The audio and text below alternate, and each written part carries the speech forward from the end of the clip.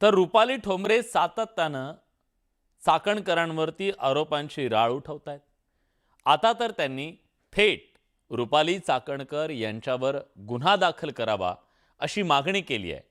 त्यामुळे रुपाली विरुद्ध रुपाली हा जो सामना आहे तो अधिक पुढे जातोय। खरात ज्याच्यात आरोपी आहे तो गुन्हा नाशिक शहरने दाखल केलेला असून तातडीने तो तपास SIT कडे गेलेला आहे।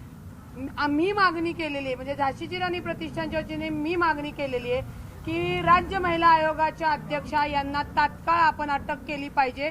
त्यांचा सातत्याने शिर्डीमध्ये आणि आर्वीमध्ये जो काही खराताने त्या इतरांवर गुन्हा दाखल केला तो गुन्हा दाखल करण्यासाठीची पुष्टी किंवा तो गुन्हा दाखल करण्याचा दबाव रुपाली चाकणकर ज्या माजी राज्य महिला आयोग अध्यक्ष त्यांनी केला होता। गुन्हा दाखल झाल्यानंतर बंधूबाबाचा गुन्हा दाखल झाल्यानंतर आम्ही बोलायला लागलो, आम्हाला जेव्हा तुम्ही लोकांनी समोर आणलं मीडियाच्या माध्यमातून।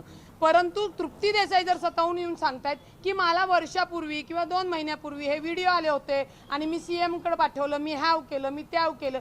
जर त्याच वेळी FIR झाली असती तर दिवसाला 2 आपण बघू अशा 150 महिला अत्याचारापासून वाचल्या असत्या। मंत्री नरहरी झिरवळ यांच्या संबंधित एक व्हिडिओ गेल्या 2 दिवसापासून सोशल मीडियावर तुफान व्हायरल होतोय। हा व्हिडिओ मंत्र्यांच्या शासकीय निवासस्थानाचा असल्याचा आरोप केला जातोय। यावर राष्ट्रवादी पक्षाची भूमिका समोर येते। कथित व्हिडिओ प्रकरणी झिरवळ यांचा राजीनामा घेतला जाणार नाही अशी माहिती राष्ट्रवादीच्या सूत्रांकडून कळतीये। दरवेळी आरोप झाले की राजीनामा घ्यावा हे काही योग्य नाही असं पक्षातल्या काही वरिष्ठ नेत्यांची भूमिका असल्याची माहिती मिळते। त्यामुळे या प्रकरणात राष्ट्रवादीकडून झिरवळांना क्लीन चिट दिल्याचं बोललं जातं।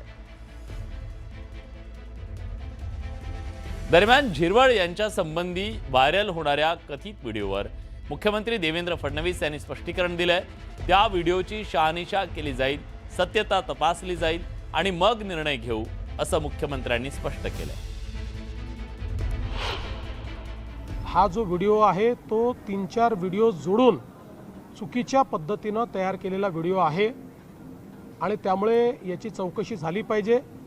मी त्यांना ॲडवाइस केलेला आहे की त्यांनी तात्काळ त्या संदर्भात एक कंप्लेंट दाखल करावी, या व्हिडिओची शहानिशा ही करण्यात येईल आणि एकूणच जी काही इमर्जिंग परिस्थिती आहे त्या परिस्थितीवर त्याची सत्यता काय आहे ती पडताळून या ठिकाणी त्यांच्या पक्षाच्या नेत्या सुनेत्राताई पवार आणि आम्ही मिळून योग्य निर्णय करू।